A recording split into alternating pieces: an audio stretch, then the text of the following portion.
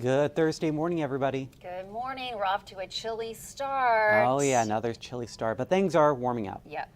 But speaking of chilly, as in like cold, Yes. not the food. Not the food.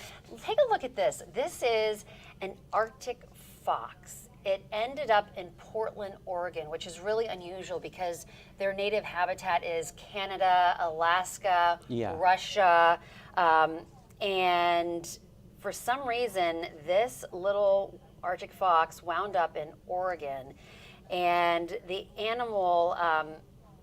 So officials believe that she was actually potentially dumped.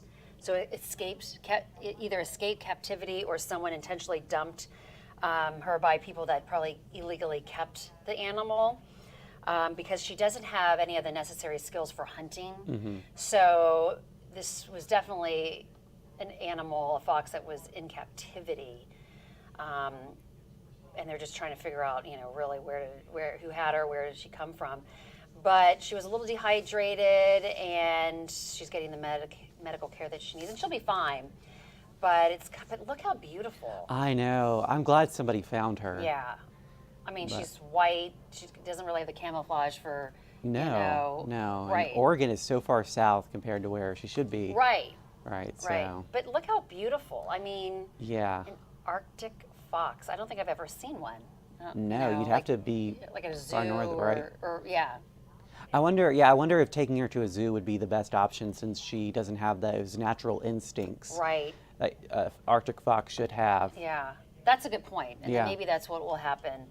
But and then you wonder if someone had this fox in captivity, like by them, Mm-hmm. it's not good either. Yeah. But anyway, a little mystery there in Oregon. Yeah. Luckily, she'll be okay now. Yeah. All right. Thank you, Jennifer. Let's take a look at our local headlines on this Thursday morning. Don't expect the Board of Supervisors in Albemarle County to take any real action anytime soon on soaring rent prices. Instead, they want to study the issue more. On the county's list of legislative priorities for 2025 was language that supported rent stabilization in order to prevent price gouging, but a majority of the supervisors say they have not taken a stance on rent control. Instead, they want more information on the pros and cons. A Charlottesville favorite for breakfast and lunch is closing its doors for good.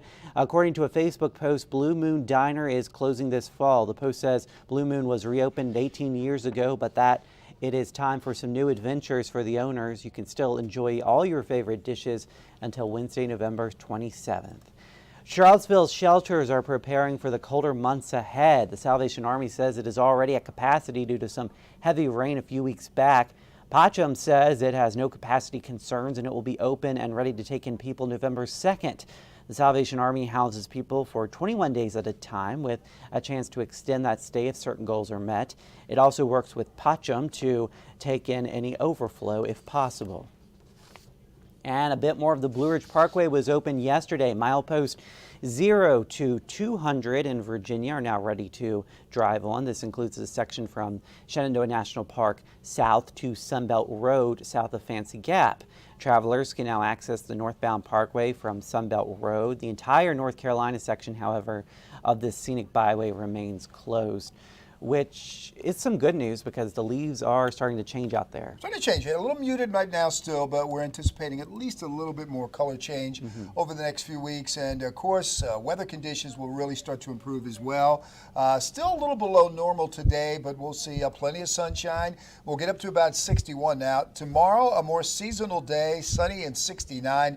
And the rest of that forecast just looks great. Looks like an outstanding weekend coming up. 71 on Saturday, 73 Sunday, and then Monday, Tuesday, Wednesday, plenty of sunshine.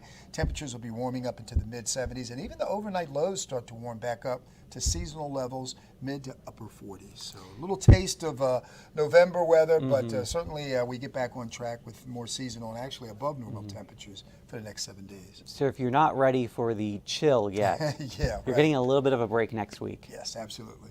These things go up and down. Yeah. All right, thank you, David. Let's get a live look outside on this Thursday morning. This is Afton Mountain, I-64. Things are looking smooth on this Thursday morning traffic-wise. I hope you guys have a great day out there, a great day at work and school. See you again on 29 News at noon.